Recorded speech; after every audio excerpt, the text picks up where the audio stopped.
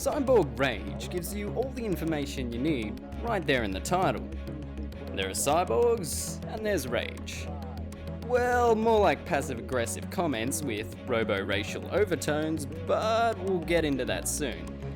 Till then, strap in and charge up your handy-dandy hypercannon as we hyper-dive down deep into this sci-fi cyborg shoot-'em-up. Let's begin.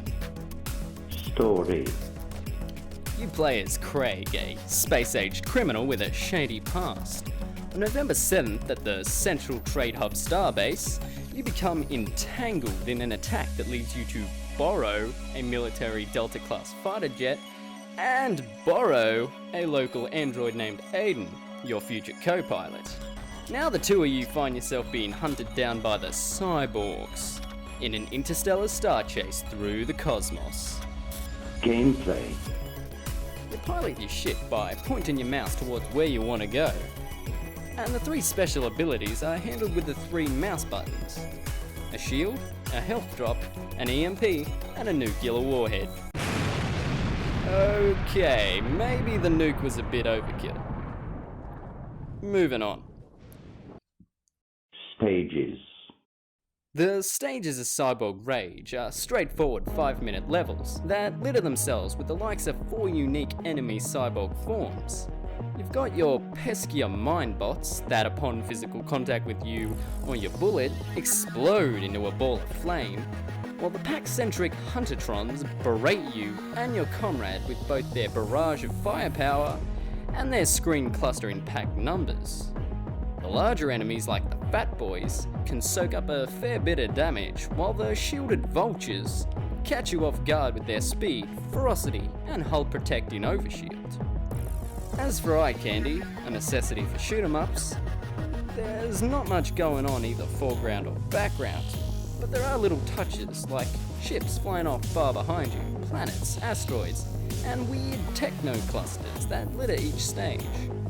But apart from that, levels are extremely straightforward, and don't offer any type of unique challenge, apart from the basic enemies that attack you.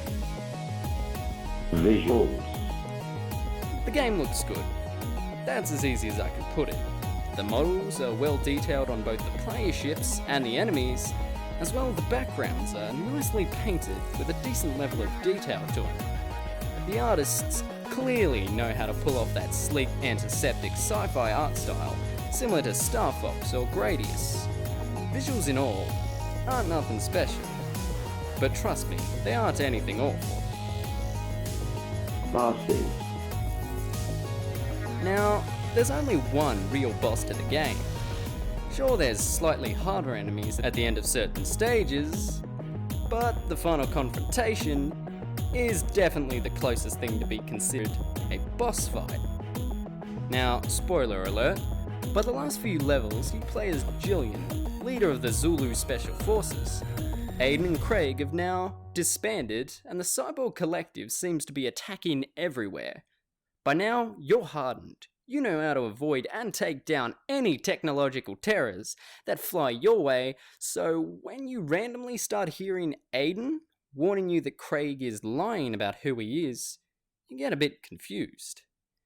Jillian, this is Aiden. Do not trust Craig. I repeat, do not trust Craig.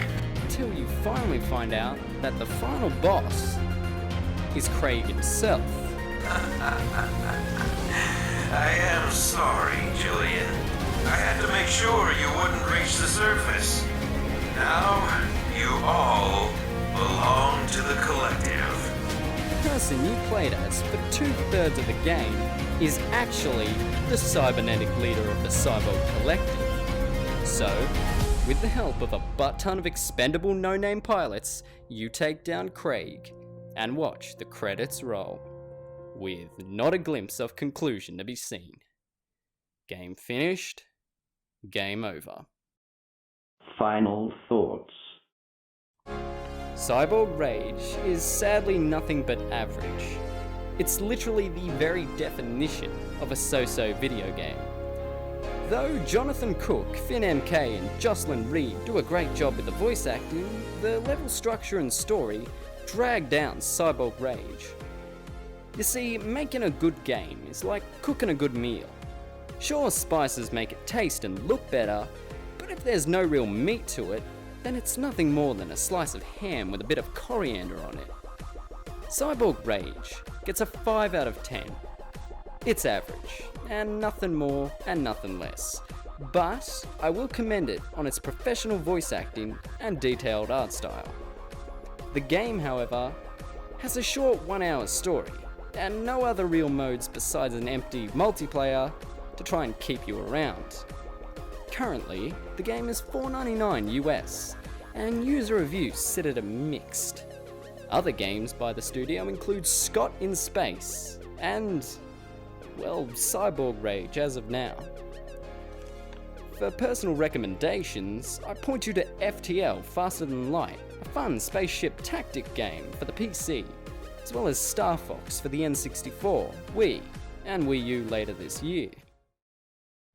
Well, feelers and sheelers, that concludes another episode of GameScan. If you want more, please check out some of my previous reviews. And if you want to see more, well, please make sure to hit that subscribe button. I'm Video James, signing out.